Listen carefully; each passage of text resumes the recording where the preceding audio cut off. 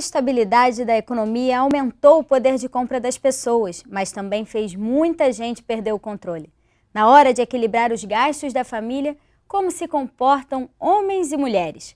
Para discutir o que está por trás desse consumo desenfreado, o Parlamento com Deus de hoje recebe o psicólogo Jorge Maurício Reis, a pastora Elizabeth Bifano e a deputada Graça Pereira. Sejam todos bem-vindos ao Parlamento com Deus. Jorge, queria começar com você. A gente sabe, todo mundo diz que a mulher consome demais, consome por impulso, que é mais consumista do que o homem. É verdade isso? É tabu? Antes de ter cuidado, são 3 contra 1. E começa com o homem, né? Bem, eu acho que, em primeiro lugar, eu acho que tem uma questão fundamental. É de que mulher nós estamos falando, né?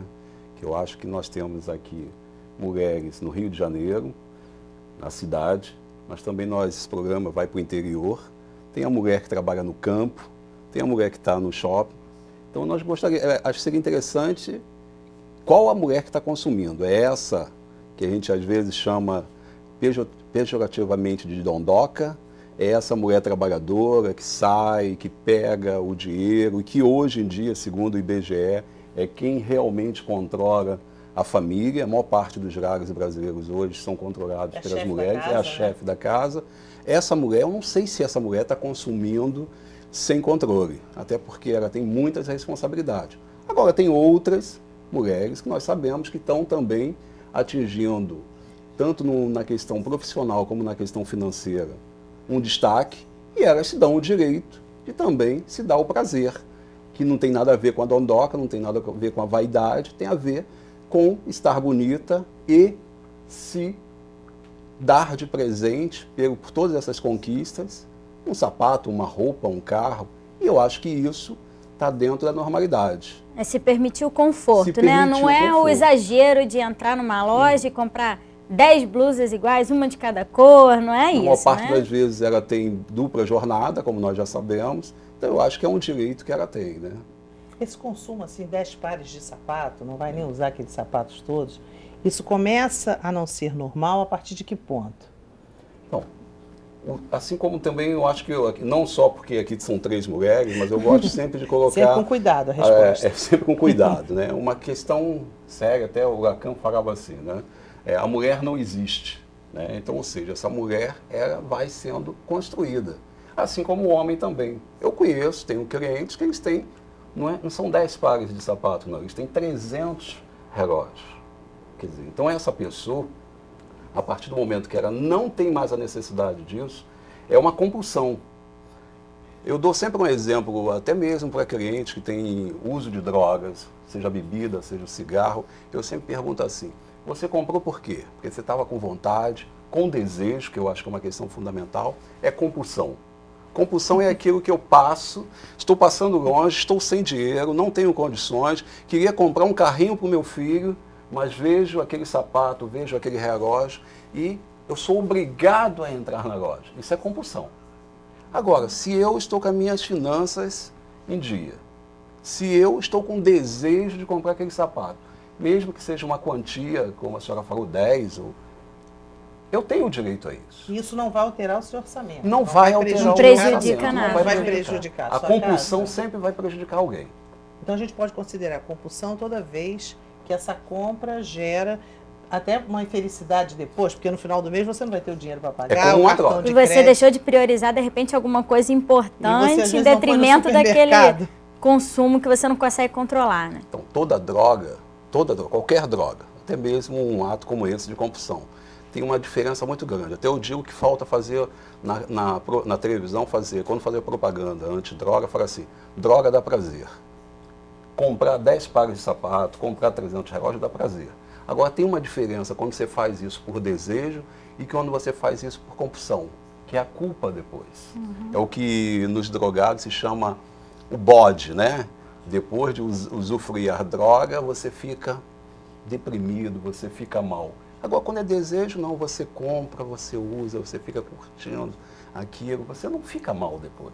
Geralmente a pessoa, quando ela faz isso, quando ela compra por compulsão, ou sem necessidade, ela vai sentir alguma culpa depois. Isso é uma condição né? E vai Sine chegar qua non, quase. E vai chegar um ponto, às vezes, que ela vai comprando e vai guardando, né? Ela não vai comprando e vai usando. Ela vai estocando como se aquilo ali deixou de ser um objeto de desejo dela, ela larga ali num depósito, que seria uma sapateira, um armário, qualquer coisa, e aquilo vai gerando acúmulo de coisas desnecessárias na sua vida.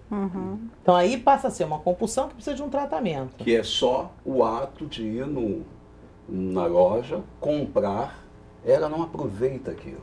Agora, ela homem ou mulher erram mais? Agora tá na hora, né? Sem medo de responder, né? Consumo de carro. Homem, claro. Consumo de carro, homem. Né? Viagens. Hoje em dia nós sabemos que as mulheres, que os homens não ficam muito preocupados com essa questão do lazer. Né? Consumo de televisão, de filmes, homens.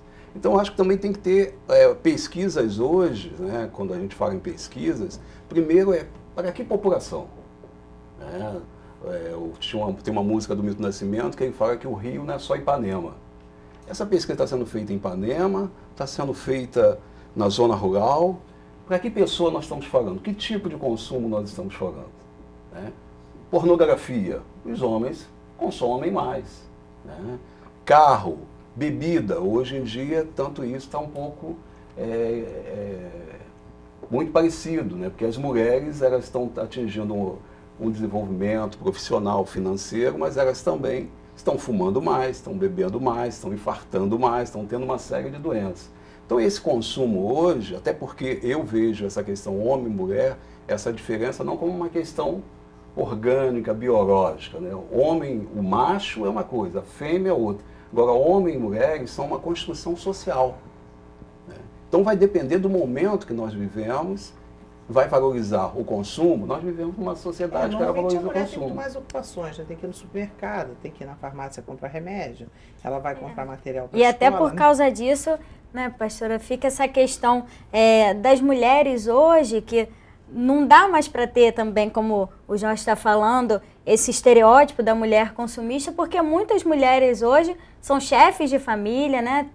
São a cabeça da família e são responsáveis, muitas vezes, por controlar todos os gastos da casa, as finanças dessa família, e ela é que é o ponto central, o equilíbrio, né? Sim. Essa é uma realidade que está bem clara nos nossos dias, né? As mulheres, elas estão muito mais responsáveis pela família, pela casa, como chefe da própria família ou dividindo as despesas também. Porque mesmo que ela seja casada, mesmo que ela tenha o companheiro, ela vai dividir as despesas, ela vai ter as próprias contas dela para pagar, ela vai... geralmente é a mulher que fica por conta de atender as necessidades das crianças, dos filhos. Então ela precisa aprender a gerenciar o lado financeiro, sim. E muitas vezes é ela que está no controle, mesmo quando, como a pastora falou, quando tem um homem também dividindo as responsabilidades, muitas vezes a mulher é que controla porque ela sabe o dia a dia, né? Sabe o que precisa dentro de casa. Muitas vezes o homem passa o dia todo na rua trabalhando e é ela que vai conseguir equilibrar isso tudo, né? Geralmente é a mulher que sabe o preço do quilo do feijão, do quilo da carne. É claro que muitos homens sabem, é claro que muitos homens participam, mas a gente encontra uma quantidade maior, percentualmente falando, as mulheres sabem mais desses detalhes, né? Sempre foi a mulher, antigamente era sempre a mulher que tomava conta dessa parte financeira da casa, né? Ela ficava com uma parte, com uma verba que ela teria que administrar o mês inteiro e ela conseguia administrar. Eu acho que ela até administra melhor essa coisa da despesa de dentro de casa, determinar a mesada dos filhos, fazer um orçamento do que vai gastar. Eu acho que a mulher até gasta de uma forma mais controlada o dinheiro dela durante o mês. Eu vejo isso, se você manda um homem no supermercado, com certeza ele olha assim umas coisas bem supérfluas, só isso, disso, não vamos comprar mais. Então, normalmente o homem não tem essa nossa organização no supermercado, na farmácia, se ele vai comprar, sempre ele quer comprar mais alguma coisa. Então, acho que ele gasta muito mais o dinheiro. Eu vou defender aqui as mulheres, sabe? Eu acho que nós gastamos com muito mais controle do que os homens. Eu vou bater na mesma tecla que eu acho que isso é uma questão de educação. E são vocês, mulheres, que nos educam. Né? Se vocês... E a gente ainda vê isso as mães, de alguma forma, protegendo, quando tem que fazer determinado serviço, ela manda um menino.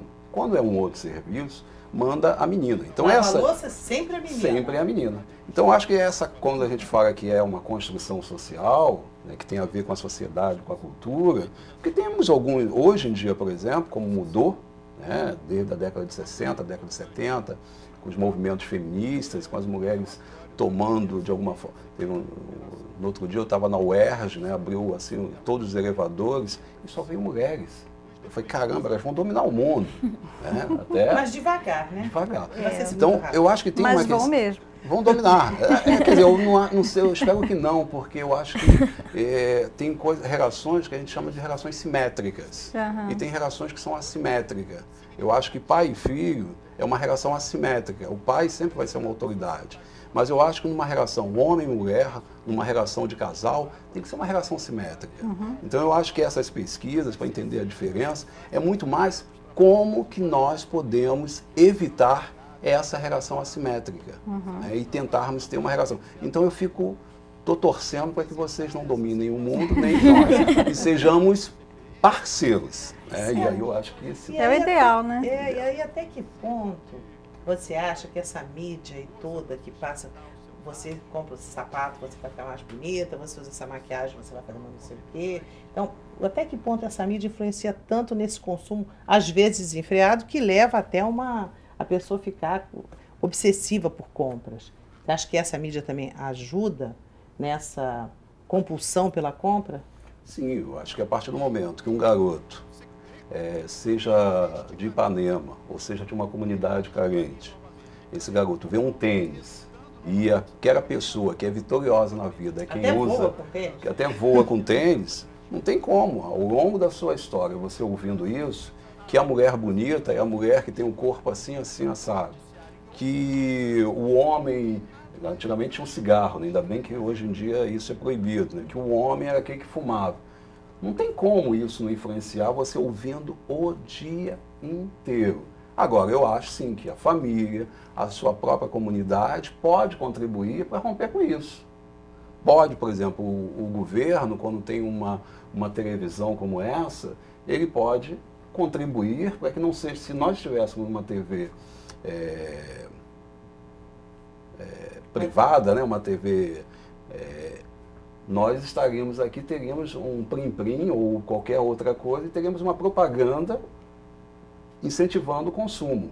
Então, acho que o governo também pode contribuir para que esses papéis nós possamos ter liberdade de escolhermos o que consumirmos, né, o que fazermos da melhor forma possível. Sem ser só bombardeados pela propaganda.